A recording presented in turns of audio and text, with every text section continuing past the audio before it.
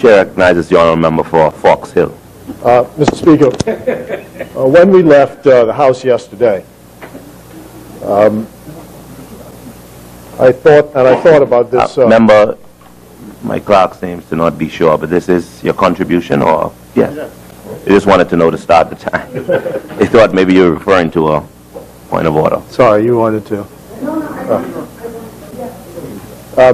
When we left the House yesterday, and I thought about this a lot overnight, I said to myself, oh no, I was thinking about this profound issue. As a matter of fact, I call, one of the things I always do is I call for the tapes. And I watch the tapes, and I watch how everybody performs and so on and so forth. I'm like that football coach, watching the plays. Very interesting, and I wanted to say to the member for Long Island, after the performance today and yesterday, if I were F&M, I'd vote for her. Yeah. But I'm afraid that ain't gonna help you. That ain't gonna help you. That was a real scorched earth performance, but it didn't impress the fellas.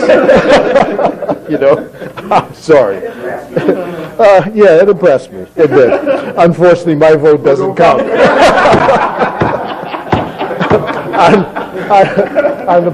And it kept me up at night. I said, what am I going to do to help members. Particularly when they told me that the leader of the opposition and the former prime minister are now fast friends again. Cakes are being delivered to the house. Anyway, it is also necessary, I think, Mr. Speaker, to say, or Mr. Deputy Speaker, to say that this debate is not about BP. It's not about BP. This is not about any particular petroleum company. This debate is about trying to put in place a framework for drilling for oil in the Bahamas, which accomplishes a couple of things. One is that that revenue, which is due to the government and to the people of the Bahamas, comes to the government based on modern standards. And that's important because I think the reason why the minister is advancing the modern version of this bill is because many countries believed that when royalties were first negotiated, when oil was first discovered and developed, that the whole royalty and taxation system was not fair to the countries where the oil resides or was found. And so the legislation today has to reflect the modern realities of royalties and taxes. So that's one. Number two, environmental standards have also changed. And the modern legislation also has to reflect the modern practices with regard to the environment and the protection of the environment. And this legislation is designed to do that. The adjunct to it is the Sovereign Wealth Fund. We see that Norway, for example, has the largest sovereign wealth fund in the world. And some countries use it to give dividends to their citizens on an individual basis. Others simply use it as a way to soften the blow when we go through the periods that we have been going through, like the post-2008 period, where revenues decline because the economy contracts. And you want to have a savings fund to be able to help people through the bad times. That's all part of modernizing the legislation. The Sovereign Wealth Fund, and then taking care of the environment, and then making sure that revenues come to the country. The other point I'd like to make arising out of the member's contribution is this. Much is being made about who said what about what the government's position is, and I always, and the member described it as fraudulent. I'm not going to go that far, and I'm not speaking for the individual concerned, neither am I speaking for the government on this matter. The minister's already said what the position is. What I do know is that two people can sit in a meeting and both can come out with different conclusions as to what happened in the meeting, and can speak to different conclusions about what happened in the meeting. And if you want to see this principle at work, there's a famous film by a Japanese director called Kurosawa, who did a film called Rashomon a long time ago about a fight which takes place in the forest. And three people are watching the fight that takes place in the forest, and each tells a different story about how the fight took place. Same fight, same thing that happened, but everybody has a different perspective. So the only point I'm making is it doesn't have to be a fraud. Yes, that's an even better example about who won the fight. The two fellows who were in the fight. Ask them who won the fight. That's a better example. The point is there can be an innocent explanation for someone's statements. And it does not have to be fraudulent at all. The other point that's been made is the question about the shift to renewables.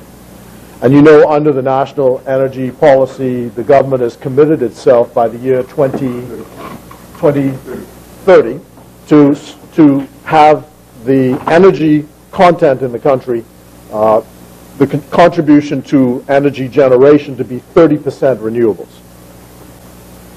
Now, this is already happening because legislation was just recently passed in the House to allow for a contribution to the grid. And many people are now switching on various aspects to solar energy.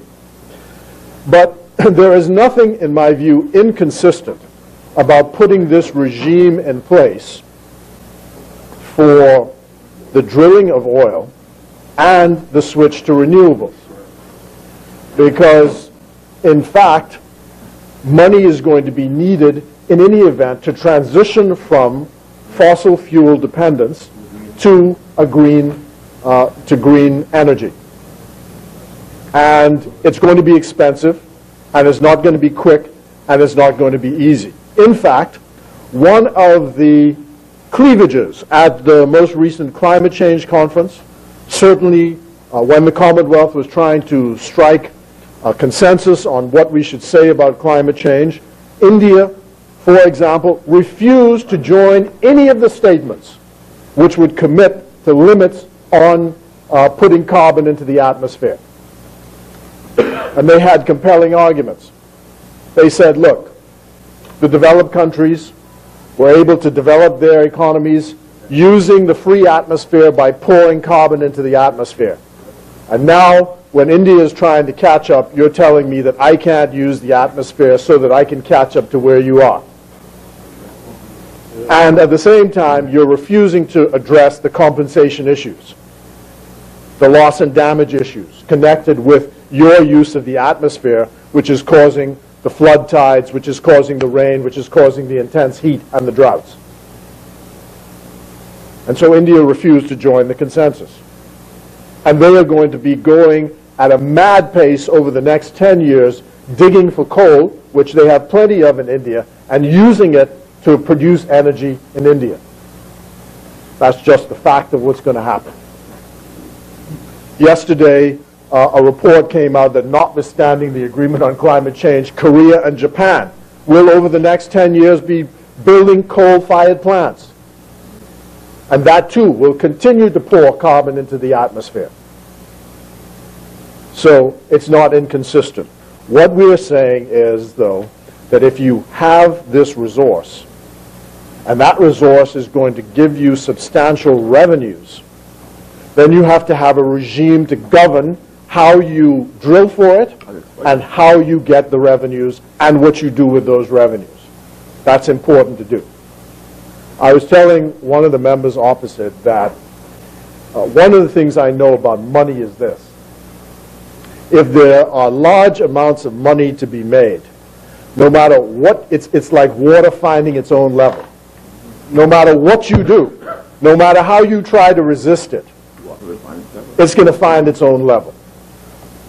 And the estimates by what the folk who presently want to drill are saying that the potential revenue is for the Bahamas. It would be almost irresistible for any sensible government to hear those kinds of revenue numbers and then say, we're not going to allow it. When we know that every country's experience is there's a balance that can be struck between drilling, developing, and protecting the environment. And you always have to try and find that balance. And any government who resists it will find themselves out of office very quickly. Because, as I say, money finds its level. And if they can't influence the government, they'll go influence the opposition. And opposition parties want to become governments. And all this sanctimoniousness that you hear about, money and how this one was influenced and the next will go straight out the window when election time comes if it means beating us to get here. You wouldn't hear a word about it. Conflict of interest. There's a lot of discussion about what conflict of interest is. And memories are conveniently short. I was reading, there's a convenient narrative that always comes up with regard to the Progressive Liberal Party in this present dispensation and in this present time about this question of conflict of interest. I read a young writer in the Tribune who looked at the 1984 Commission of Inquiry report and started saying about the evidence of conflict of interest that arose out of it.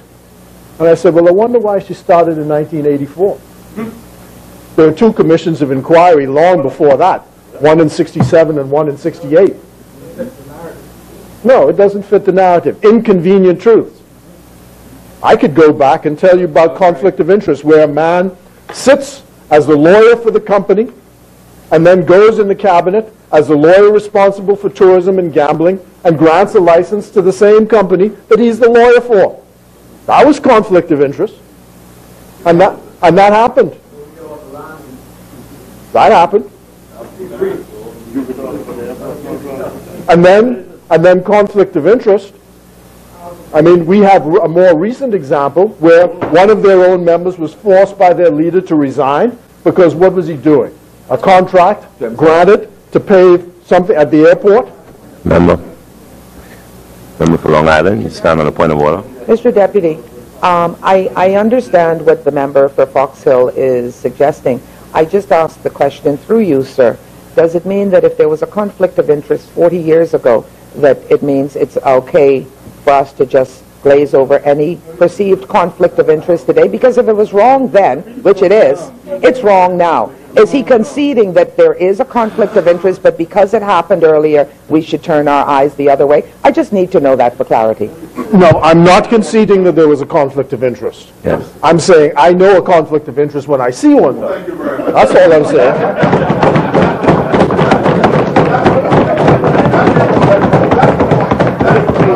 I know one when I see one. You know? Right. Member, and the point was made by the former Prime Minister to his own member. And I'm not seeking to condone any form of wrongdoing. The point I've always made in answer to the narrative, and there's a convenient narrative for the other side. The point I'm always making with regard to this narrative is that it is counterintuitive. It doesn't stand up to logical reason that we grow up in this small country, less than 400,000 of us, and yet the repository of all that is good in the world is on one side and all that is evil on the next side. Same teachers, same churches, same friends, you know, but yet all that is evil is on one side, all that is good is on the next side. That's the only point I'm making, not seeking to condone anybody. And it gets worse because later on when they were developing the port, looks like there was another conflict of interest there. Right? And they, you know, I think they said they stepped out of the room when the decision was made. That's how they resolved the conflict. But no, there's nothing wrong with that. Nothing wrong with that. Nothing wrong with that. So that's the point I'm making. I'm not seeking to excuse anybody's behavior or anything of that nature. I'm just saying I know a conflict of interest when I see one, and there are plenty of examples of it, and maybe everybody has to learn lessons from it, but the fact is that I don't see any conflict of interest here at all. None whatsoever. Because this is not about a specific oil company. This is about a general regime which is being put in place to develop the drilling of oil in this country.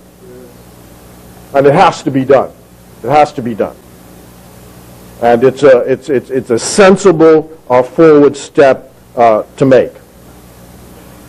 There was a point made about if you drill, the oil is going to ruin the waters of the Bahamas. And that's a fair point. If you know, so far we haven't had that issue to deal with. And you know, I must tell you, Mr. Deputy, I take all this oil drilling business with a grain of salt, because yeah, I did say that. I did say that. But so far, you're going to provoke me to say that, though, because I was saying, right? The minister told us in history all the oil wells that were drilled and all the holes that are around, and all of them have come up with nothing. You know? So I said to. I got this request from representatives of this present company wants to drill near the Cuban border. And I said, well, what you want to see me for? Because I ain't got no say over this. I mean, you know, you get the license, you drill. As far as, you know. So he says, oh, no, you're a member of the government, and, you know, you'll have a decision to make. I said, okay, well, come along. Let me hear what you have to say. So they came along with their big books and, you know, their seismic studies and plans, and they told me that statistically 20%, and that's a good percentage. And I said, but what about these fellas who've been drilling all along? What happens? Says, oh, they missed the hole, and, you know, they just have to, you know. Yeah. Yeah. Members. One more to the left. Members, bring it down, members. Yeah, right. You know, so they say, and they're sure that that's where it is. Well, fine. You know, I say, you know, I was like King Herod, who said to the shepherd, says to the wise men, says, you know, when you find that baby, come back and tell me, so I could go and worship him too. You know. So I said to them, look. Congratulations, your studies are good. I like what you say and everything. I say, when you find it, come back and show it to me. I say, because I don't believe it. I don't believe there's any oil there at all. I don't believe there's nothing there, right? But they're convinced. They're the scientists. They've done the geology. They say it's there. And all I'm saying, on a serious note, Mr. Deputy Speaker, is that any government would be irresponsible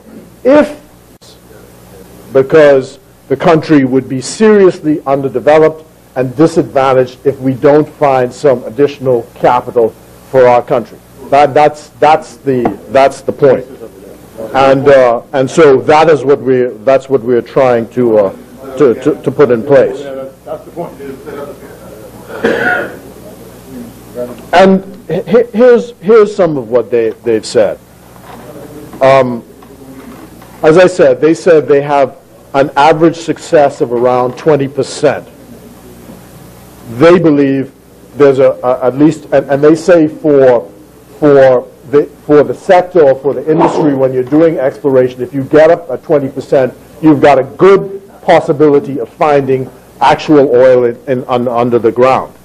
And they believe that 1 billion to 2 billion barrels of oil would be available for production. And that production, well, could start, if it started, could go until the year 2035. And here's what they said. The pre-oil impact, that is before they actually get started. Before they actually get started, some 268 million US dollars could accrue to the Bahamian economy just by them getting up and started. $268 million to get up and started. You know, all the stuff they have to bring in. I think they even talked about setting up in the member for South Andros's constituency because it's close by, and the people they'd have to hire and the support services they'd have to bring in, and so on and so forth. And I believe none of this is duty-free. You all have to pay duty to bring it in. On the equipment, is it? It's duty-free. The equipment is duty-free. But $268 million. So if that's correct, again, you don't sneeze at that. And I'm sure that all communities in the Bahamas are trying to develop their communities. And the royalties accruing to the government, admittedly this is based on pricing at $80 a barrel, but even if it's half that, which is what it is now, they're saying the royalties could be accrued to the government somewhere between $9.02 billion and $25 billion. That's a lot of money. That's a lot of money, if they are correct. And aside from that,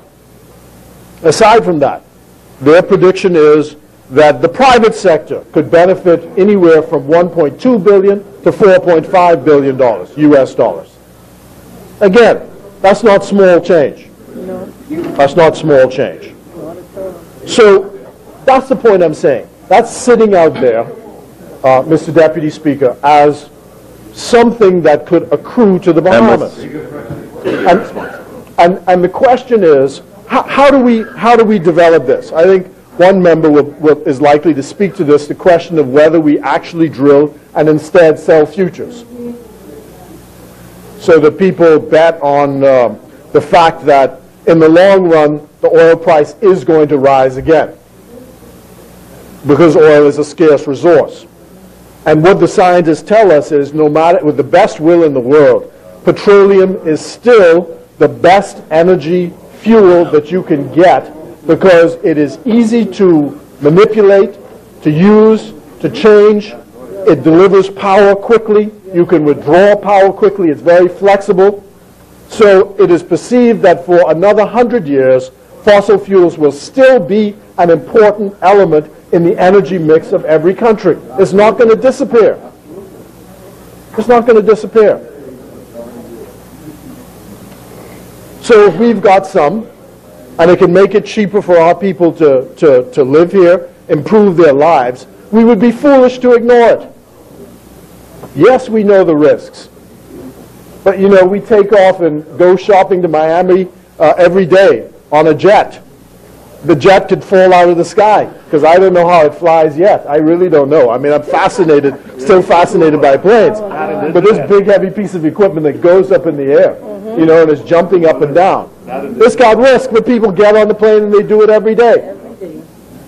But it's regulated, and we believe that on balance it is safe to do, and we continue to do it. So that's the way life is generally approached, and that is what the policy is with regard to this. So yes, we can be consumed by what the former Vice President of the United States called the nattering nabobs of negativism. The nattering nabobs of negativism can get up and say, oh, you know, despair and doom and gloom, and, you know, we go spill oil and, you know, this and that and all the rest of it. You're going to get me to do that, to say that. But my point is that there's balance, and we have to move forward, and it's important for us to put a good regime. I'd like to summarize, therefore, again, some of the economic impacts that are advanced on this point. Members. With a $1 billion discovery of oil in the Bahamas, over 27 years, revenue accruing to the government could be $9 billion. If it were 2 billion barrels, revenue accruing to the government could be $25 billion. aside from the royalties, well, you know, if it's there, I keep saying if. I mean, you know, I'm using subjunctive case. You know, shoulda, would, could, if, you know. So, to the private sector, could accrue between 1 billion and 4.5 billion. Assuming a 1.9% economic growth in the coming decades on average, and everything remaining the same, there'll be a substantial increase in GDP, both the aggregate GDP and GDP per capita. For example, by the year 2027, they say if oil is not discovered and produced, GDP would be around 11 billion, or per capita it would be $26,000 per person. But with a 2 billion barrel discovery of oil, GDP would be 2 billion higher, or the per capita figure would be $33,000 per person. So what that indicates is if they're accurate, if these figures are accurate and they do it, that means that wealth will increase in the Bahamas, both in the aggregate and per person. So that is what is sitting out there, Mr. Speaker. And then that has knock-on effects for the national debt. Because if you've got monies accruing, that can also be used to set aside the national debt, which would decrease. So one projection is that the national debt could rise at the end of the projected period to 23 billion by the year 2032. But if by their scenarios the national debt could be reduced by the year 2032 under the 2 billion barrel scenario to $3.9 billion. Sorry?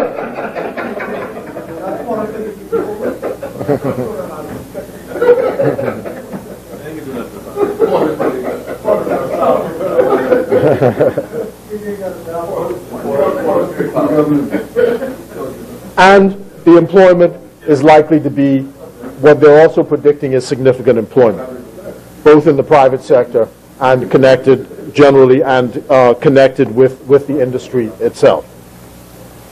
So I think that oil is problematic. There's no question about that. But I think that we have shown, all of us, all governments have shown, that there's a balance to be struck. And as you move forward, this legislation will put in place a regime which will be able to ensure that there's proper exploration, that revenues which are due to the government will accrue to the government, and that the Bahamas government will also see to it that its citizens, their wealth improves, the country develops.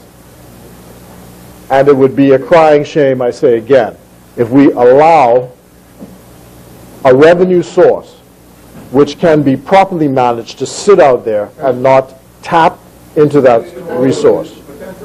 Yes. Yes. I say that. If it's sitting out there and it has the potential for doing so, and with reasonable efforts you can find out whether it can do so, then you do so.